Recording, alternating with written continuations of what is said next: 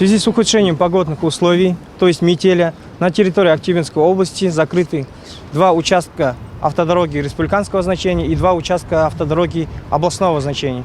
Период с 14:30 до 22:30 часов 29 марта на автодорогах области подразделениями ДЧС Актюбинской области проведено 8 аварийно-спасательных работ, в ходе которых спасено 82 человека, из них 12 детей.